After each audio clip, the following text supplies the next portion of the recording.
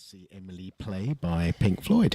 We're going to talk a little bit about smartphones because we do from time to time, and it's just one of Mike's things he loves to, and we have subtly different views. So what have you, let's see if I can disagree with you this time. Well, it seemed to be relevant because Peter and Elton were here, and we were talking about tweeting and so on. And as you know, it's a hobby horse of mine about the abuse or the subtle way within which modern forms of communication can actually be slowing us down, the paradox.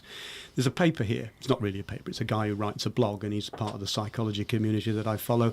Anyway, he wrote this blog called How to Heal Our Smartphone-Addled Overworked Brains. And he said the biggest casualty of everyone being so connected is productivity. Now, do you have your phones on push email so that they come through as and when they want to rather than when you want them to? Absolutely not. You don't? No. Well done. I thought it was absolutely. In fact, I had this similar, just talking about email, not necessarily the phones, on a previous interview, and I said, you've got to get into the practice of turning them on a morning, deal with, turn them on after lunch, deal with. All of this permanent responding is not helping productivity. No. What about you, Peter? Push email? What's that? me next, but go on. I thought Peter was thinking, what are they talking about? I've absolutely no idea. Well done. It's not harming you any that you don't know what we're talking about. Good. Okay, but I'll come back to that in a minute because there's still the subject of email. You do email, whether or not you do it on a phone or on a PC. But people at home couldn't see how far my jaw dropped then when Elton said absolutely, and I thought, yeah, and then he said, not. What? What? How could you not? How could you not? I got up this morning, I turned on my smartphone, there was an email from someone I'm doing some stuff with in Australia, so the times are slightly different, and my reaction to the email that I read was, oh my god, we need to sort this now. And we did, and it involved me emailing somebody, and they emailed somebody else, and they got back to me, and this happened and that happened, and it was all sorted by 8:30. Yes. So what if your regime is you switch your emails on at 9? Well, then it's going to be sorted by 9:30. Yes. I think this is a problem that we've given ourselves. In fact, before I came out of the office, I was talking to somebody else. This is going to make me sound really, really old, but I said 1913 and 2013. What have we? Because you would imagine with all of that progress, our lives would be so much easier now. Not at all. We've got an extra problem. We've given ourselves an issue. And the first thing on a morning that I do, I get up and I have, I sort out my daughter, etc. And then I go to work.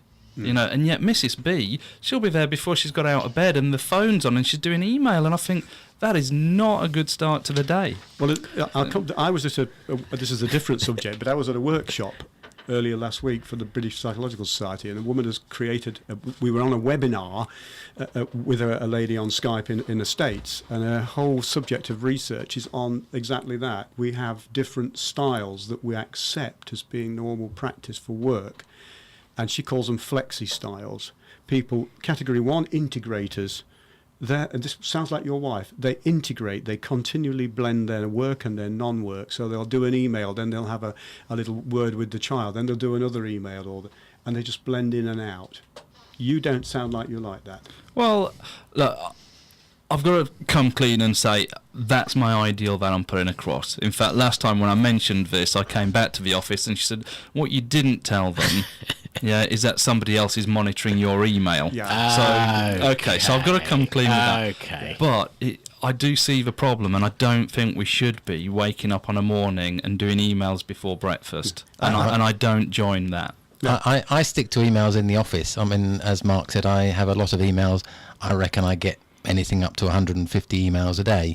Oh my God. That's how it is. But that includes if somebody calls my office now, they'll get some nice lady answering the phone, and she will leave me an email saying that Mr. Jones called, will you call him back? So I include that as one of the 150 emails I might get today. I run it as an in-tray, really. I was going to say, you sound like you're managing it. I'm managing it as an in-tray. We don't have post-it notes in our office. People aren't allowed to leave me a post-it note, phone Mr. Jones and stick it on my computer.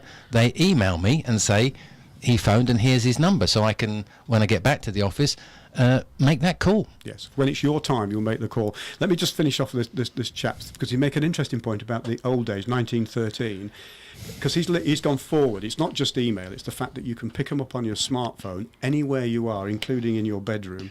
And he said, in the early days of cars, 1913, there were no road rules or speed limits. And inspired by the freedom of their speedy new toys, the drivers zoomed around as fast as they could, and crashes were a constant phenomena. Today's speedy new toy is the smartphone and the tablet, so you can work where and when and how you want. And excited by their newfound freedom, people are staying connected 24/7.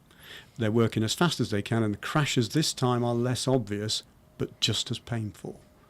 It really does have an effect on people that they may subtly not realise. It's having an effect on their head. Again, the listener can't see Mike giving me a very pointed look. I'm looking as he's bound to say. I can't say that that's not true, because if I don't realise it, then I wouldn't know. So that's where I trapped you there. You Absolutely. see. He regards us as travelling at the speed of confusion. Lots of information coming in, uncontrolled. Yeah. And what he does say, interesting, you see, he says that we need... Because this guy is a neurologist, he's a neuropsychologist, so he's interested in the hard wiring of the brain. And he said, we don't let people work 20-hour factory shifts anymore, but we're okay to let them respond to emails 24/7. Now, we heard Elton say, actually, you've told your people to avoid this, haven't you? Yeah, absolutely. Which I think is a responsible employer's response. Yeah, and I think that if you are an employee of a business with 27 people or whatever it may be, then you don't really need to be doing your work emails before breakfast kind of thing. But when you're running your own business, when you are the business, then I think you deserve the freedom. For example, here am I, right now, not earning a penny for my business, but on Sunday I put in a 9-hour day. So, you make some choices. I mean, that's flexi working, though, isn't it? That's what that comes into. Your choice. Your choice. Right, but I think you can... Oh, I'm going to invent a whole phrase here. Micro-flexi work. Why? So why can't I... As I said, I was working before breakfast this morning to sort out that mini crisis, and I'm not working right now. So even within a day, there are times when you're working, you're not. And the 24/7 thing doesn't mean you're actually doing work 24/7. Yeah, I can be out at the pub last night with a friend. He goes off to the loo, so I'm on my own, so I'm not being rude. I look at my phone, there's 6 emails, I reply to 2 of them, the other 4 will wait. So what's wrong with that? The only thing that might be wrong with it would be, A, do you feel in control of this? Do you feel the need to respond, otherwise you'll be in trouble or you'll miss something? That's not healthy. You're losing a sense of control. And the other thing might be, the brain needs downtime. This guy, one of the 2 things that we're missing is shutdown. You need time, and the incessant beeping of a mobile phone, he reckons, crowds the brain so that you don't get those subtle eureka insights that you used to get, because your brain is crowded with constant beeping, and it needs just time. And it's almost certain there was nothing there that couldn't wait till this morning. Yeah. The same applies when I go on holiday. I don't take any form of communication. I don't even switch my mobile phone on. When I'm on holiday, it's off. Now I have somebody back in the office who will type. My PA will type you a little thank you for your email. Peter's away this week. He'll reply when he gets back on Monday. And you can make that happen automatically. Anyway. Oh, that's too technological for me.